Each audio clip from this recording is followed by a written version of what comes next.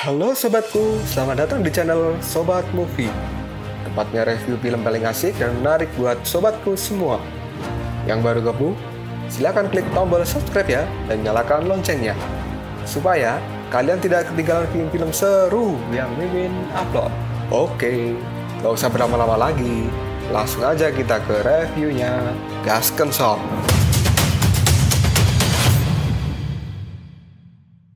Hey, oke, sobatku terkeren, terkecil, terbaik, tersemuanya. Kita masih bersama Sobat Movie, channel alur cerita terasik sepanjang masa. Oke, kita lanjut bahas chapter 11. Nggak usah cacat banyak bacot, kita langsung masuk aja ke pembahasan. Pada saat ini, klan dari si bunga, mereka sudah diikat di atas pohon dan akan menjadi persembahan untuk para kera hitam yang dipimpin oleh Akajiri dan juga monyet kuning. Monyet kuning pun telah tiba di tempat itu dan dirinya saat ini menyapa si Kinbao. Monyet kuning juga mengungkapkan bahwa dia punya sesuatu yang mengganjal di hatinya. Lalu monyet kuning itu berkata pada Kinbao, jumlah manusia yang kau korbankan seringkali melebihi persyaratan yang kami ajukan. Dan ini sudah terjadi berulang kali. Aku ingin penjelasan darimu. Kinbao pun dengan bersujud, dia menjawab perkataan dari monyet kuning. Tuanku, itu kulakukan supaya Anda bahagia. Dan tentu saja, sebagai manusia aku akan melakukan yang terbaik. Monyet kuning kembali berkata pada si Kinbao, darah dan daging itu memang sangat penting bagi jiwa gelap kita. Dan kelompok monyetku juga pasti akan senang dengan hal itu. Kinbao pun kali ini tertawa pada monyet kuning. Dirinya kembali mengatakan, jika Tuan dan para dewa menyukainya, kami akan mencoba memberikan yang lebih banyak suatu hari nanti. Dan kami ingin Tuhan memberkati kami demi sebuah keamanan. Monyet kuning kembali berkata pada Kinbao, tapi mereka adalah jenismu. Apakah kamu tega untuk melakukan hal itu? Tiba-tiba saja Akajiri muncul di belakang monyet kuning. Dirinya tersenyum dan berkata pada si monyet kuning, sudahlah, tidak perlu membahas itu. Kamu itu tidak terlalu mengenal akan sifat manusia. Manusia itu cerdas dan mereka itu egois. Mereka akan memperlakukan jenis yang sama dan mereka bisa saja menjadi lebih kejam daripada kita. Mereka akan melakukan segala sesuatu demi keuntungan diri sendiri. Jika kamu minta satu pada mereka, maka mereka akan memberikanmu 10. Itu hanya untuk membuat hatimu senang. Monyet kuning kali ini menjawab perkataan dari Akajiri. Manusia memang sumber daya yang berharga di jalur monster ini. Dedikasi mereka itu sangat buta. Bukankah itu menyebabkan sebuah pemborosan? Dan aku tidak menyukai hal itu. Akajiri berkata pada monyet kuning agar melupakan hal ini dan tidak perlu dibahas terlalu jauh. Kemudian monyet kuning bertanya pada Akajiri, apakah si monyet kecil yang kau bicarakan juga akan datang ke tempat ini? Akajiri pun menjawabnya, seharusnya dia memang akan datang, tapi aku merasakan dia sangat kuat. Walaupun kita hanya bertarung sebentar saja, menurutku dia sangat agresif dan kekuatannya tidak bisa diremehkan. Apakah dia telah menarik perhatian dari Lafayette si Buddha alis kuning? Monyet kuning pun menjawab perkataan dari Akajiri bahwa itu memang benar.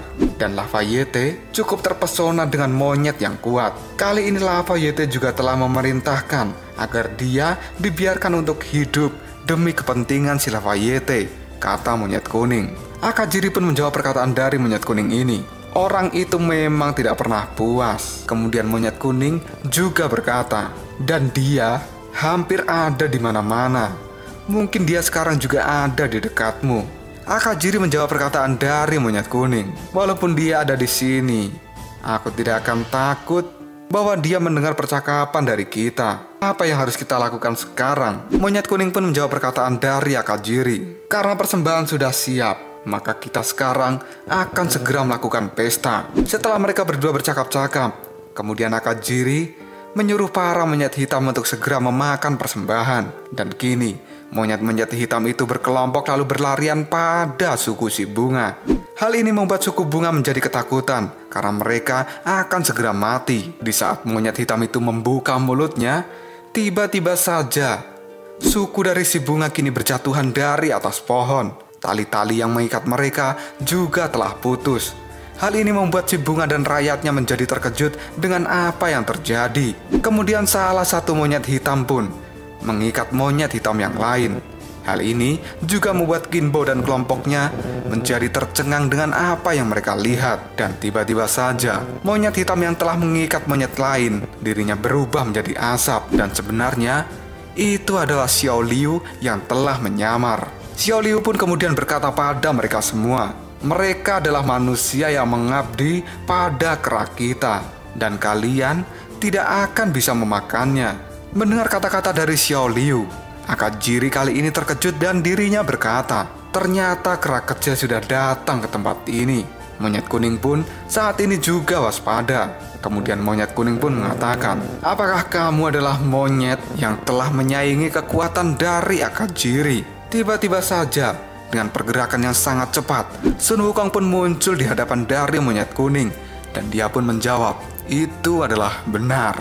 Sun Wukong sambil tersenyum, dirinya berkata pada monyet kuning, perkenalkan, aku adalah pimpinan baru dari klan Kera Putih, dan aku adalah Raja Monyet Batu. Akajiri pun menyebut Sun Wukong sebagai pahlawan yang kesiangan. Kemudian monyet kuning bertanya pada Sun Wukong, apa yang kamu inginkan? Sun Wukong pun sambil tersenyum menjawab perkataan dari monyet kuning. Aku tadi hanya mendengar bahwa klan Hua di bawah gunung telah datang ke tempat ini untuk bermain, dan aku menyusul mereka hanya ingin memastikan apa yang ku dengar itu benar atau tidak. Tapi selain itu, aku juga ingin membawa mereka semua pulang. Kamu tidak keberatan, bukan? Monyet kuning pun menjawab perkataan dari Sun Wukong. Jika Sun Wukong berani membawa mereka pulang, maka Sun Wukong harus memiliki kemampuan untuk melakukan hal itu. Sun Wukong yang merasa diremehkan. Kemudian dia berteriak, kamu bicara tentang kemampuan. Baiklah kalau begitu. Hai para monyet di pegunungan monyet terbang, muncullah dan biarkan mereka melihat kemampuan dari kita. Dan kini segerombolan monyet putih, mereka keluar dari balik batu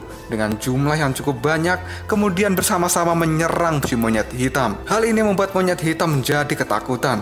Begitu juga dengan Kinbo dan kelompoknya. Tidak hanya mereka saja, si bunga dan rakyatnya pun kali ini juga terkejut, karena baru kali ini dia melihat para monyet yang telah melindungi klan Hua miliknya datang secara bersamaan. Salah satu monyet putih kemudian berteriak agar mereka melakukan balas dendam pada si monyet hitam, karena selama ini monyet hitam telah menggertak mereka, dan hari ini adalah saatnya untuk melakukan pembalasan. Xiao Liu pun juga tidak menyanyiakan waktu. Dia kemudian mengeluarkan pisau ajaibnya. Dengan jurus andalannya, Xiao Liu membuat pisaunya itu menjadi pisau terbang yang langsung menusuk para monyet hitam. Monyet-monyet hitam itu pun mereka terjatuh akibat tusukan pisau dari Xiao Liu. Hal ini membuat Kinbo menjadi ketakutan dengan apa yang mereka lihat saat ini. Anak buah Kinbo pun bertanya, apa yang harus dilakukan sekarang? Kemudian Kinbo menjawabnya bahwa kita harus segera pergi dari tempat ini kemudian bersembunyi agar kita tidak menjadi sasaran dari para monyet putih. Sui Guo pun ternyata juga ikut ke tempat ini. Sui Guo yang melihat bunga, dirinya langsung berteriak. Teriakan dari Sui Guo membuat mata dari si bunga kali ini melotot tidak percaya bahwa ternyata Sui Guo masih hidup dan ikut datang untuk menyelamatkan mereka. Para bocil-bocil dari suku si bunga, mereka sangat senang bisa melihat kembali Sui Guo. Si bocil-bocil itu pun berlari dan memeluk Sui Guo. Mereka juga mengatakan, nenek, kami pikir kamu telah mati. Sui Guo pun menjawabnya bahwa dia tidak akan mati semudah itu. Dan kali ini bunga pun dirinya meminta saran pada Sui Guo apa yang harus dilakukan saat ini. Sui Guo pun menjawabnya bahwa mereka kali ini tidak akan bisa ikut bertarung. Yang bisa mereka lakukan hanyalah mencari tempat persembunyian dan menghindari pertarungan para dewa kera ini. Monyet kuning kali ini mengamati pertarungan antara monyet putih dan juga monyet hitam, karena ternyata monyet putih sudah memiliki keberanian untuk melawan para monyet hitam miliknya. Monyet kuning pun lalu berkata pada Sun Wukong, sebelumnya para monyet putih di gunung monyet terbang, mereka tidak memiliki keberanian seperti ini. Tapi hari ini, mereka memiliki inisiatif untuk menantang kita. Sepertinya kamu telah memprovokasi mereka ya. Sun Wukong yang berada di hadapan dari monyet kuning, dirinya menjawab perkataan dari monyet kuning itu. Bukankah itu lebih baik daripada mereka hanya duduk dan menunggu saja? Aku tidak melakukan sesuatu yang besar pada mereka. Yang kulakukan hanyalah memberikan mereka motivasi anak senja. Kemudian mereka menjadi memiliki keberanian yang luar biasa. Hei monyet kuning, kita ini kan jenis yang sama. Kamu dan aku adalah seorang monyet, dan tidak baik jika kita melakukan pertarungan. Lebih baik kamu menyerah saja, biar aku tidak memukulmu hari ini. Monyet kuning yang merasa direndahkan oleh Sun Wukong dengan kata-kata itu, dirinya menjawab, menyerah. Aku tidak akan melakukan hal itu. Kamu dan para monyetmu akan segera mati. Karena aku tidak bisa memaafkan seorang pemberontak dimanapun.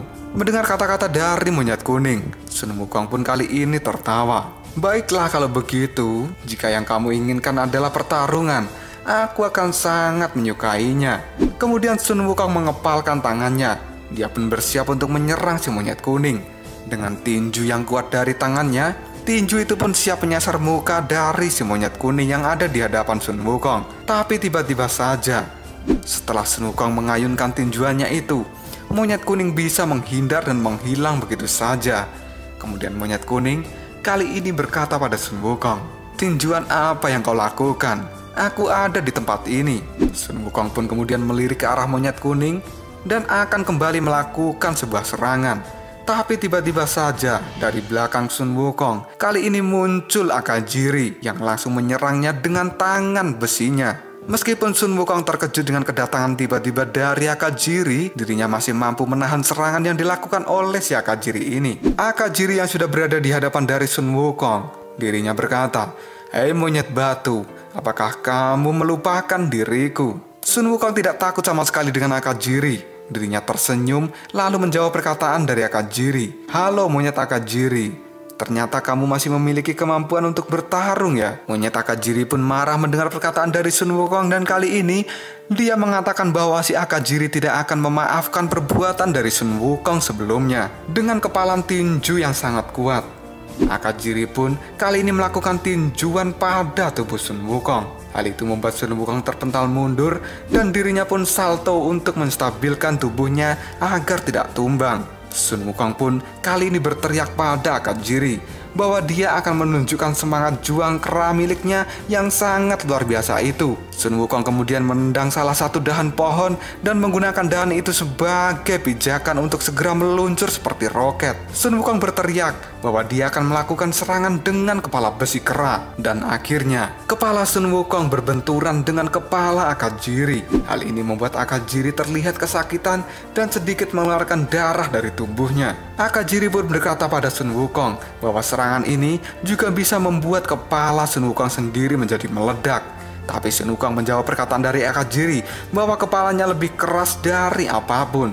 Setelah mendengar kata-kata itu, Akajiri pun mengepalkan kedua tangannya dan dia memukul bagian belakang kepala dari Sun Wukong. Pukulan kuat itu telah membuat Sun Wukong meluncur ke tanah dan menghancurkan ranting-ranting pohon yang dilewati oleh Sun Wukong. Hingga akhirnya, Sun Wukong kali ini terkapar di atas sebuah batu. Tapi Akajiri tidak akan membiarkan Sun Wukong bisa bangkit begitu saja. Dirinya melompat dari atas dan akan menginjak Sun Wukong sampai mati. Tapi Sun Wukong masih bisa menghindari serangan dari Akajiri.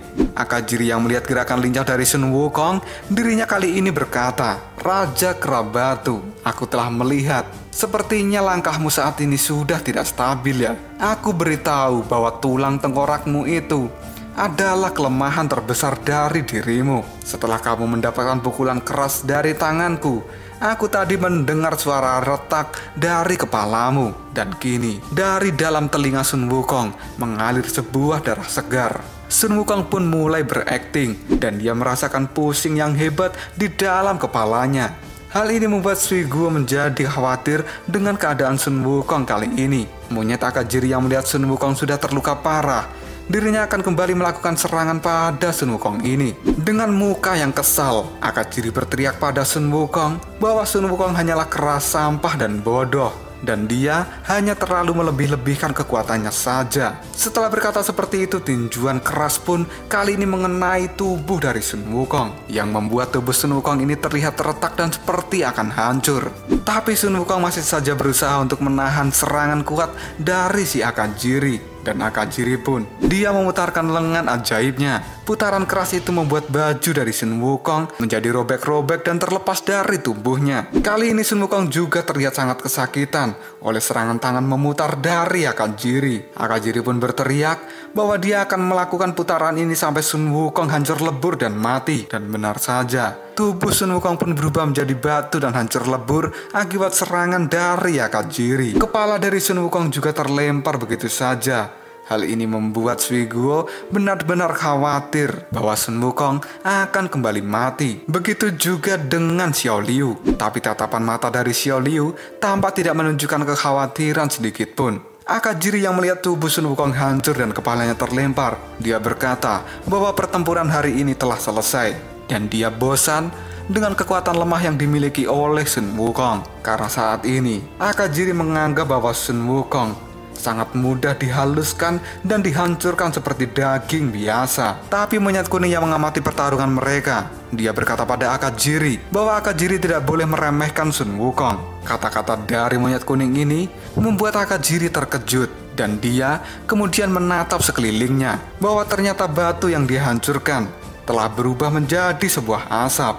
Akajiri yang sudah merasa menang dirinya kembali dikejutkan dengan kemunculan Sun Wukong yang ternyata sudah ada di bawahnya. Hal ini benar-benar membuat Suiguo tidak habis pikir bahwa Sun Wukong ternyata cukup kuat. Sun Wukong pun kemudian menyatukan kedua telapak tangannya dan dia berkata pada Akajiri bahwa kali ini Sun Wukong akan menunjukkan sebuah keterampilan yang hebat yang telah ia miliki. Setelah tangan dari Sun Wukong itu bergabung, kali ini Sun Wukong hanya mengacungkan dua jarinya dan ternyata Sun Wukong ini akan melakukan jurus tusbol pada si Akajiri. Dengan tekanan kuat yang dilakukan oleh Sun Wukong, Akajiri yang terkejut, dirinya merasa bahwa tusukan ini seperti sebuah besi yang masuk ke dalam bolnya, dan Akajiri pun merasa kesakitan akan hal itu. Sun Wukong kembali berteriak pada Akajiri bahwa dia akan segera menendang bokong Akajiri dan mengirimnya terbang ke udara. Tendangan kaki dari Sun Wukong benar-benar menendang bol dari Akajiri ini.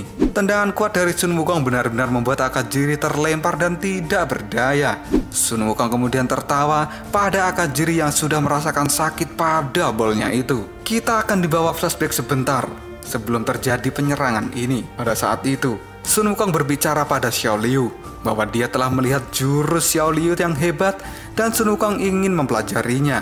Tapi Xiao Liu mengatakan bahwa jurus itu sangat susah untuk dipelajari dalam waktu singkat. Tapi Sun Wukong tetap saja ngeyel ingin mencoba belajar jurus itu. Xiao Liu kemudian berkata pada Sun Wukong, jurus itu benar-benar sulit untuk dipelajari. Bahkan diriku saja harus berjuang siang malam untuk mempelajari jurus itu. Hingga akhirnya aku bisa menguasainya dalam waktu 10 tahun. Mendengar perkataan dari Xiao Liu, Sun Wukong tetap saja masih ingin belajar jurus itu.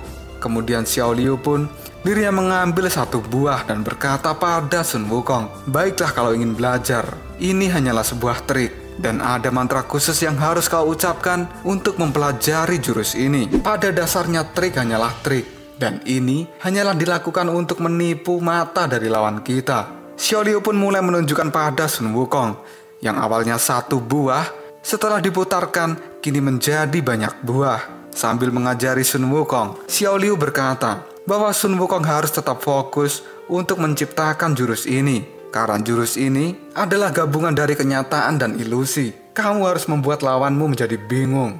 Biarkan mereka melihat ilusi ini. Karena sebenarnya hal ini ada, tapi tidak ada. Kali ini Sun Wukong mulai paham dengan apa yang diajarkan oleh Xiao Liu. Dan Sun Wukong lalu berkata dalam hatinya, yang tadinya dia melihat banyak buah, tapi sebenarnya itu hanyalah satu buah saja. Xiao Liu kembali berkata pada Sun Wukong, kamu harus bermain dengan lawanmu antara dunia nyata dan juga ilusi. Kamu harus memahami hal itu. Dengan cepat, Sun Wukong pun lalu menangkap satu buah yang benar-benar nyata dari tangan Xiao Liu. Sun Wukong berhasil mempelajari jurus dari Xiao Liu itu. Dengan tatapan tajamnya, Xiao Liu berkata dalam hatinya bahwa Sun Wukong benar-benar kera yang hebat. Dan dia adalah kera yang sangat berbakat. Jurus yang dipelajari Xiao Liu selama 10 tahun bisa dikuasai Sun Wukong hanya dalam waktu singkat. Xiao Liu pun juga percaya bahwa dari waktu ke waktu Sun Wukong benar-benar akan menjadi raja kera yang hebat. Walaupun saat ini Xiao Liu tidak mengakui Sun Wukong sebagai rajanya, tapi Xiao Liu menganggap bahwa Sun Wukong bukan kera yang lemah dan Xiao Liu tidak akan bisa mengungguli kekuatan dari Sun Wukong. Maka dari itu, Xiao Liu akan mempersilahkan Sun Wukong menjadi pimpinan kera di tempat ini, dan dia akan menjadi raja kera di pegunungan kera terbang. Biarkan dia bertahan dan juga belajar di tempat ini. Kita kembali ke pertarungan antara Akajiri dengan Sun Wukong. Akajiri yang sebelumnya merasakan sakit pada bolnya, kali ini dia berusaha bangkit kembali untuk melawan Sun Wukong. Hal ini membuat Sun Wukong terkejut, karena tiba-tiba saja Akajiri mengeluarkan taringnya. Dia nyengir dan berubah menjadi monyet raksasa. Akajiri pun mulai berkata pada Sun Wukong, "Aku tadi hanya pemanasan, tapi kali ini kita akan bersungguh-sungguh. Ayo bermain denganku," kata Akajiri pada Sun Wukong. Lalu apakah yang akan terjadi selanjutnya? Apakah Sun Wukong akan bisa melawan kekuatan dari Akajiri yang sudah berubah menjadi monster raksasa? Jika kalian penasaran, tunggu aja jawabannya di next video. Ngobrol sob. Tetap stay di channel Sobat Movie dan jangan lupa klik subscribe, like, dan share ke teman-temanmu agar channel ini dapat berkembang dan menghibur kalian semua. See you next tomorrow. Bye-bye.